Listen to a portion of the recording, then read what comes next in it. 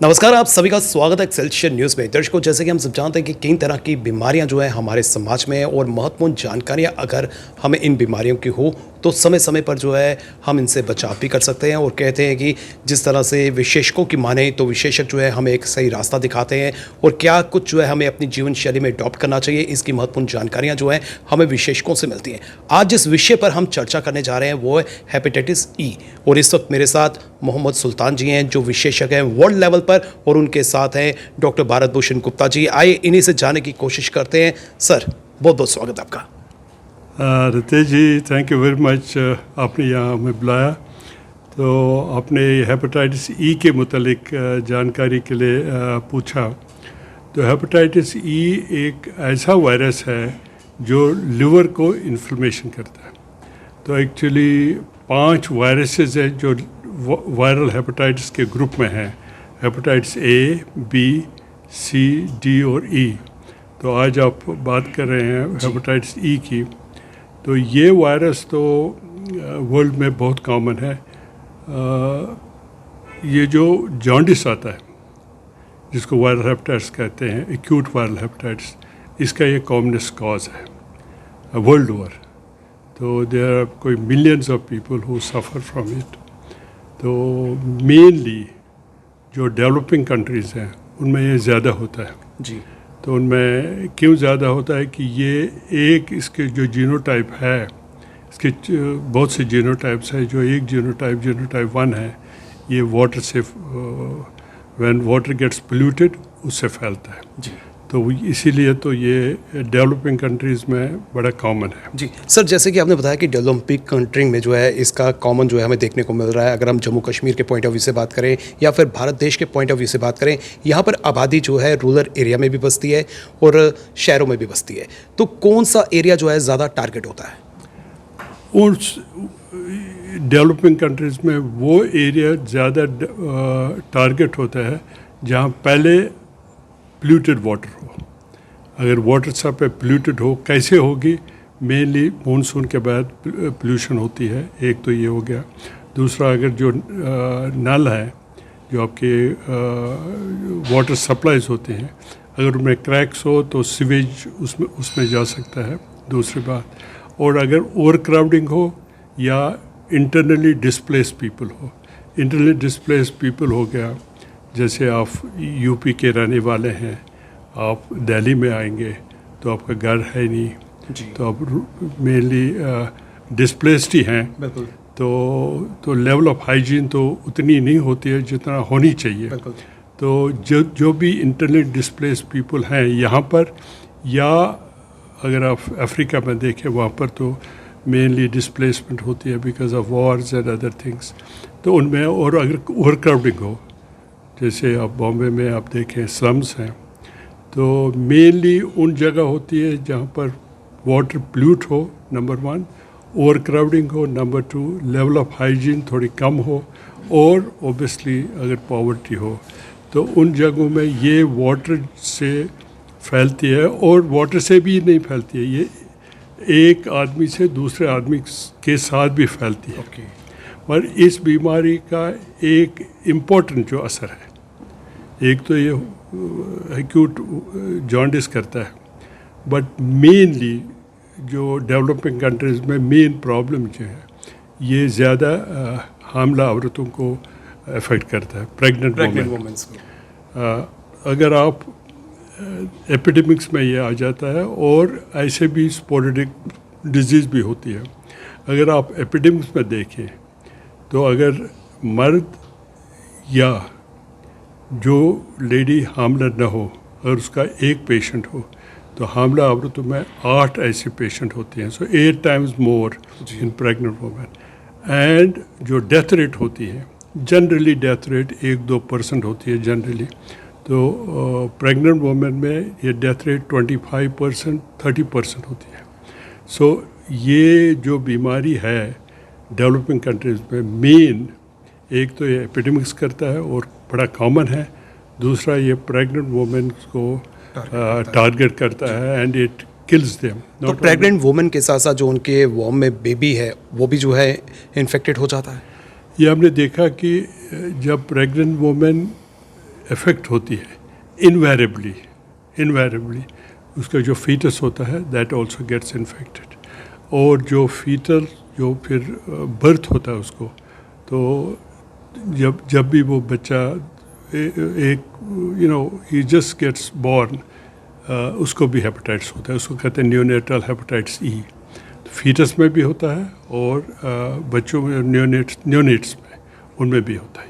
Vaccine की बात करते हैं सर, जो वैक्सीन है वो कितनी जो है अगर हम इसका इस्तेमाल करते हैं लाभकारी है, और क्या वैक्सीन का स्टेटस है भारत देश में? देखिए, ऐसे था कि ये वैक्सीन की रिसर्च तो काफ़ी देर से चल रही थी। 2011 में ना एक फ़ेज़ 3 ट्रायल हुआ था चाइना में। उसमें कम से कम कोई 1,13,000 लोगों पे ट्रायल किया गया, फ़ेज़ 3 ट्रायल था, और उसकी एफिकेसी और सेफ्टी दोनों पाई गई जी। कोई 4.5 साल तक देखा गया कि इसकी ऑलमोस्ट एफिकेसी वाज 100%, और इवन 10 साल के बाद भी इसकी एफिकेसी कोई 86% के करीब थी। तो इसका मतलब क्या हुआ कि ये जो वैक्सीन है it is highly protective against A disease which is so dreaded. जैसे सर ने बताया कि प्रेगनेंसी में 20 to 25% मोर्टेलिटी है, पर ऐसे और भी कई सिचुएशन हैं, जैसे किसी का लिवर पहले ही ख़राब है जिसको सिरोसिस कहते हैं जी। या किसी को कोई सॉलिड ऑर्गन ट्रांसप्लांट की तरफ जा रहा है, या कोई इम्यून कंप्रोमाइज है, या कोई HIV एड्स से पीड़ित है, या कोई मल्टीपल ब्लड ट्रांसफ्यूजन ले रहा है, तो उनमें ये इसकी इंसिडेंस जो है ना क्रॉनिसिटी की काफ़ी ज़्यादा है। और इस सिचुएशन में जो वैक्सीन जो है दैट इज़ ए सेवियर। तो वैक्सीन जो है हमारे इंडिया में अवेलेबल है, और जो लोग वैक्सीन का अगर इस्तेमाल कर रहे हैं तो क्या दोबारा से उनको कोई सिम्टम्स ऐसे होते हैं, दोबारा इस बीमारी की गिरफ्त में वो आ सकते हैं? देखिए, ये वैक्सीन की सेफ्टी तो बहुत ज़्यादा है, और इसका ना जो थोड़ा सा जैसे 2011 में इसको चाइना में लॉन्च किया गया, इसका अप्रूवल दिया गया, 2012 में ना ये चाइना में लॉन्च कर दिया गया, but it has taken lot of time to be launch in other countries. For example Pakistan में 2021 में लॉन्च हुआ, अभी भी इंडिया में जो लॉन्च हुआ है, जो इसका अप्रूवल मिला है अगस्त 2025 में। और अभी जैसे इफ़ेक्टिवली इसका जो लॉन्च आप ये लीजिए कि जनवरी 26 से इंडिया में शुरू हो गया है। तो लॉन्च से क्या हुआ कि there is availability of one agent जो कि इस वायरस के लिए बड़ा मस्ट है। किसी वायरस कोई भी होगी उसको ख़त्म कौन करेगा? वायरस को वैक्सीन ख़त्म करेगा। तो this means launch of this vaccine means कि possibly there is going to be a end of hepatitis E virus, provided it is given to the population where it is indicated। Vaccine जो है वरदान है sir. जिस तरह से climate की बात करें तो यहाँ पर क्लाइमेट भी चेंज होता है, और वाटर की बात करें तो वाटर का जो कंडीशंस हैं वो भी कहीं ना कहीं जो है उसमें हमें चेंजेस नज़र आते हैं अकॉर्डिंग टू वेदर। तो जो वेदर के अकॉर्डिंगली अगर हम बात करें तो क्या लगता है कि किस तरह से जो है ये बीमारी इम्पैक्टफुल है? हेपेटाइटिस ई वेदर की बड़ी रिलेशनशिप है। पहले तो मॉनसून, जब भी आप मॉनसून पीरियड के ड्यूरिंग मॉनसून और सून आफ्टर मॉनसून फ्लड्स आते हैं जी। तो वाटर की पोल्यूशन ज़्यादा हो जाती है। तो कश्मीर में जैसे पहले जो 10 एपिडेमिक कंकरेंटली आए 78 के बाद, हर वक्त उस वक्त आए जब पानी की लेवल जो थी पोल्यूशन में उसकी ज़्यादा थी। तो वेदर और वाटर पोल्यूशन और मॉनसून के साथ इसकी रिलेशनशिप है।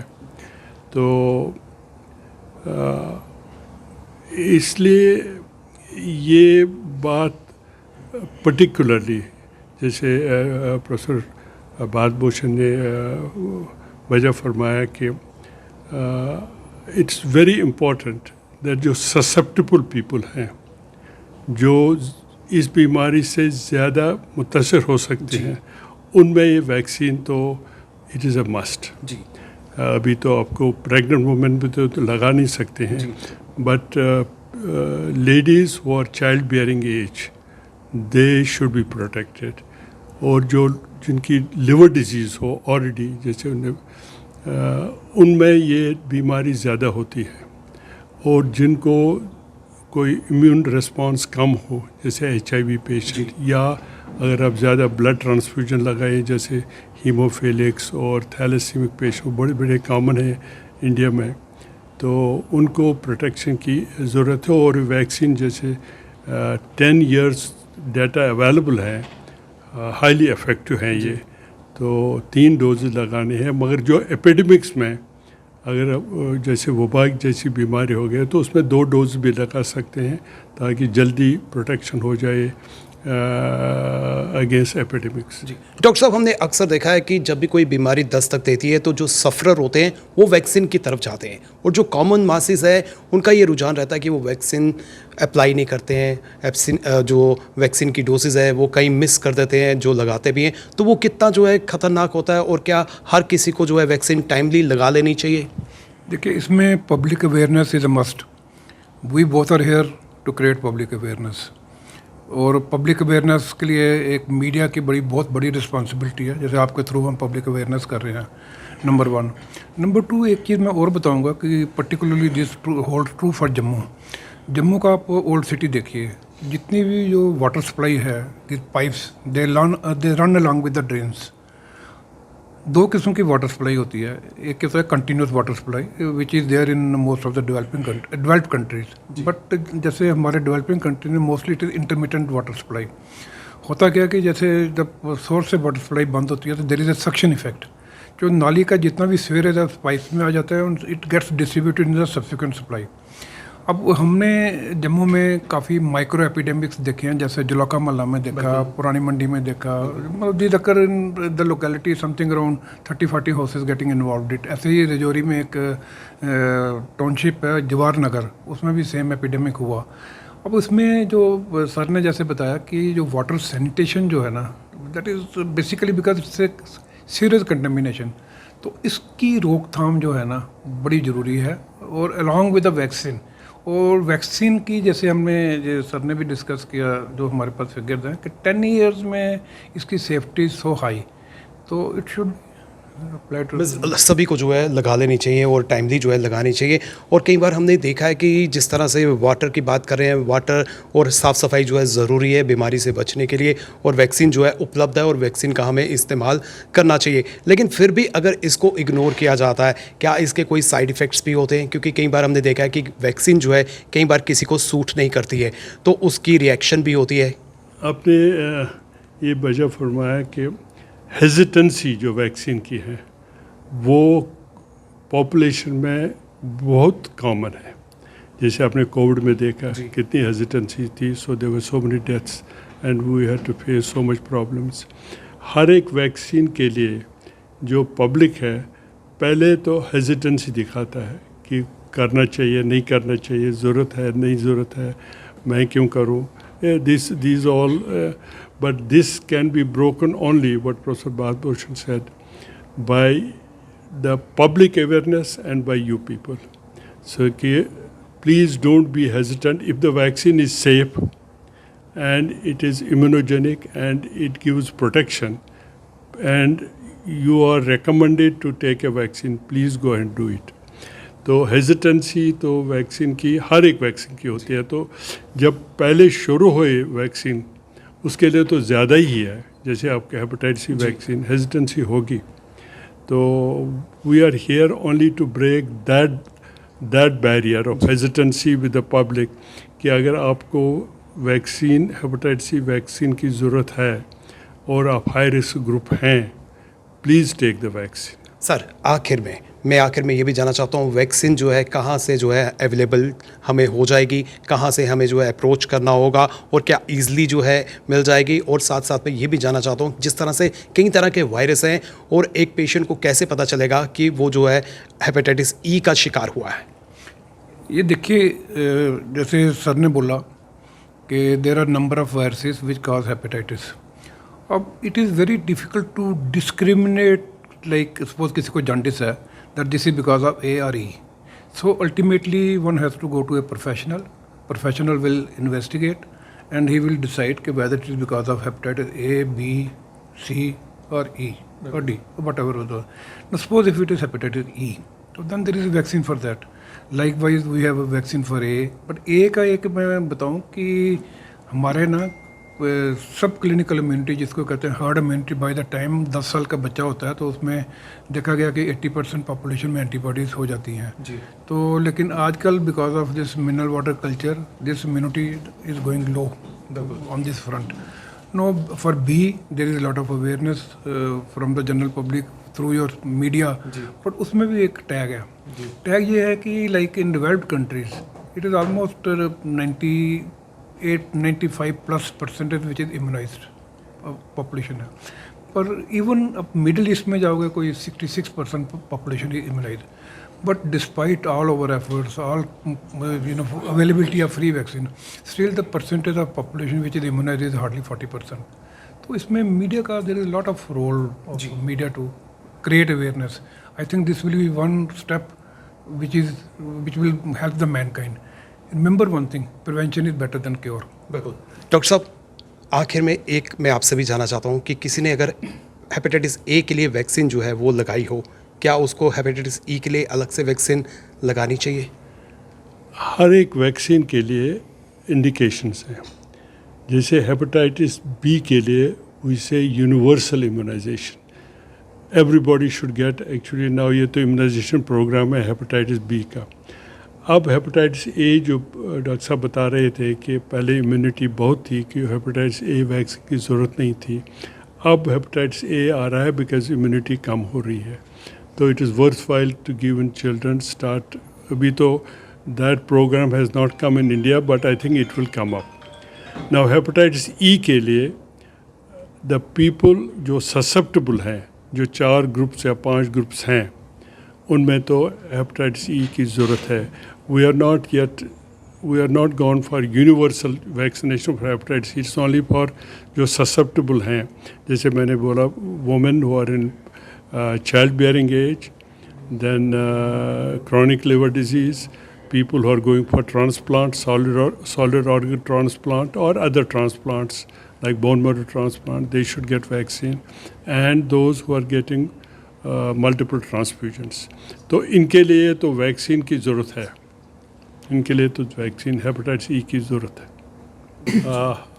तो जिस तरह से वैक्सीन की बात कर रहे थे हम, या फिर हेपेटाइटिस ई की बात कर रहे थे, हम सबको जो है जानकारी होनी चाहिए किस तरह से जो है इसका बचाव किया जा सकता है. अपने आसपास जो है हमें साफ़ सफाई का विशेष ध्यान रखना है, और पानी, जिस तरह से पानी के कई तरह के लेवल हैं, उस पर जो है ध्यान केंद्रित करने की आवश्यकता है. और पर्टिकुलर वैक्सीन जो है मार्केट में अवेलेबल है और हर किसी को जो है ये वैक्सीन ले लेनी चाहिए, क्योंकि समय रहते अगर हम वैक्सीन लेंगे तो कहीं ना कहीं जो है हम अपने आप को ही प्रोटेक्ट करेंगे. फिलहाल करण सिंह और मुझे यानी रितेश गुप्ता को दीजिए इजाज़त. नमस्कार.